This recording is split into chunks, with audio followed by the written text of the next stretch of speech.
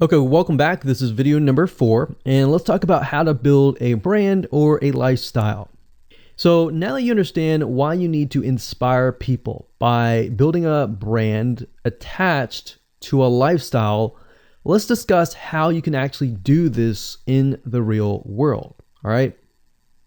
So a brand is more than just a logo. You can go on graphicriver.net or any other site and get a logo. That's not a brand. All right. I want you to understand that, because I feel like a lot of people get confused. They feel like, okay, I'm going to get a logo, I'm going to get a website, I'm going to set it up, and that's it.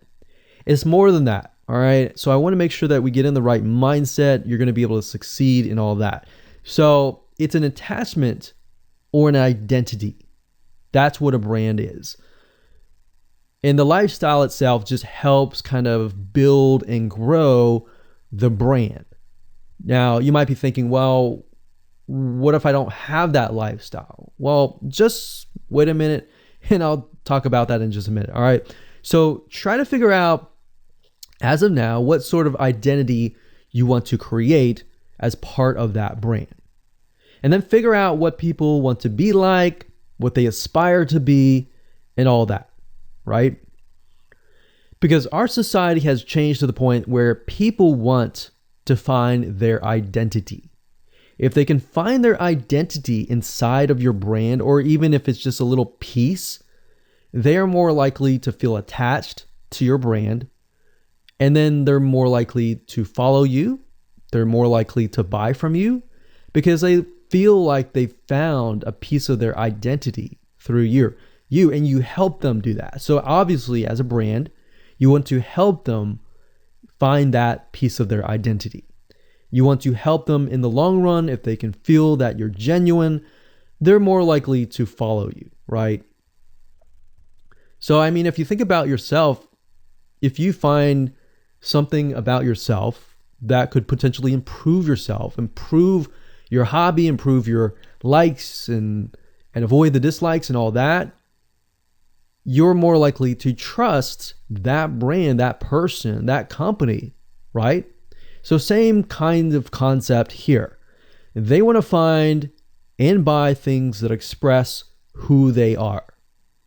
So if you can help them do that via the lifestyle, via the brand, then you're going to be able to close a lot of sales on Instagram. So in our last example, as a scuba diver, what we can do is you might want to attract, let's say, newbie scuba divers or expert scuba divers. So these are very, very, very different audiences. But it's crucial to know that ahead of time, because expert scuba divers might want a certain thing. And then, of course, newbie scuba divers might want a certain thing as well. So in other words, knowing who your audience is very, very important. So think of your own business, what you're trying to sell, and build a lifestyle around that. And think about, what you're wearing, what you buy, the software tools you're buying, the physical goods you're buying, the ebooks, the educational material that you're buying. Just think of everything as part of that lifestyle. All right. So what this allows you to do is it really allows you to expand potentially your profit margin. So instead of selling just one thing, you could be selling many different things that surround that particular product. Now, once you've gotten to this point, then it's time to think of a logo. All right. And you can easily get this off of graphicriver.net, or you can go to upwork.com. That's upwork.com.